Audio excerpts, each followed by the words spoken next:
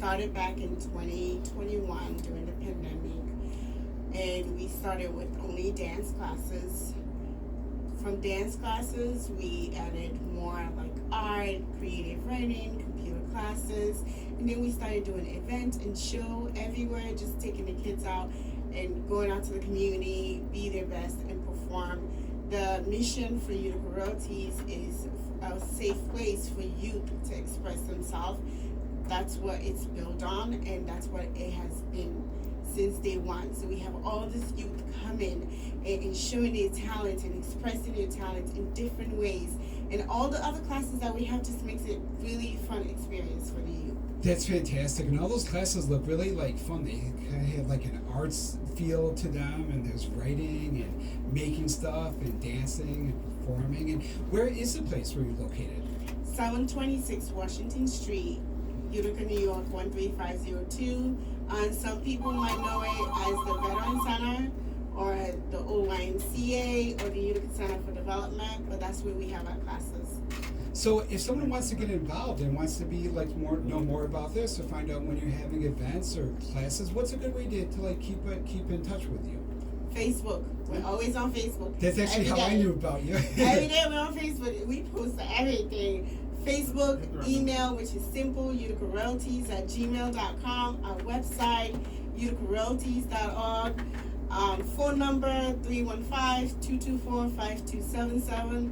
You can literally just type in Utica Royalty and get all the information you need. And I can attest to that, because this afternoon when I was getting up stuff for the show notes, I found you very easily all over. There's articles about what you're doing. And can you tell us about like your background? You have a great story too that led you to Utica and that inspired you to like really start this group and to help other people. Some of the people that you help are some of the kids you help. They're refugees, right? Yes, correct. So I am from Sierra Leone, West Africa, and I came to Utica in 2001 as a refugee. And I stayed in Utica for 2 years, then moved to Orlando, Florida, and then came back in 2014. So basically Utica is my home now. I have kids. I'm a mother of 4. I'm raising 4 kids. I have a lot of kids that I'm a second mom to, so I love the city.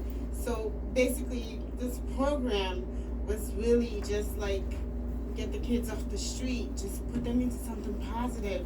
And during the pandemic, it was so hard for the kids. Yeah. We thought the adults had it bad. No, the kids had it bad. I mean, they lost loved ones, they lost their friends, their teachers. There's a lot of things that they couldn't do. A lot of the activities were shut down. So they were really like in this depressive mode. And I remember back in Africa when we had the Civil War, and it was really difficult. It was really, really difficult.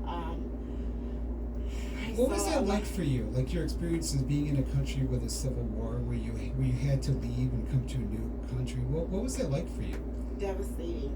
It was like you're always on survival mode. Even as a kid, you have to just learn how to survive. How old were you when it happened, when you came over? I came here at 11. I left my country in 1999. I think I was like 7 years old. Then I was in the Gambia for a while, and then we came to the U.S. So the war started like from 99 all the way to like, from 91 all the way to like 99. So it was a long So you lived with it through most of your childhood? Yes, I did.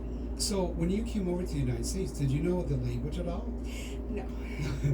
And what was it like to learn a new language as someone who was not a baby, but like 11, 12? What was that like? It was hard. It was hard.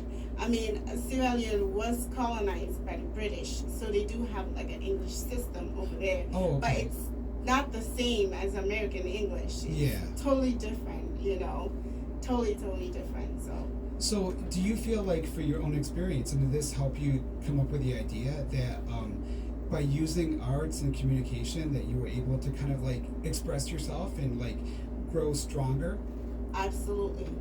Like I was saying, I was a kid then. I didn't have any power. I couldn't do anything during the war. But now I'm an adult. I'm a mother. I could do something. So COVID triggered, it took me back to the war. Oh, I see. So like being like isolated and quarantined like that kind of gave you those feelings. Yes, and I was like, something has to be done. So.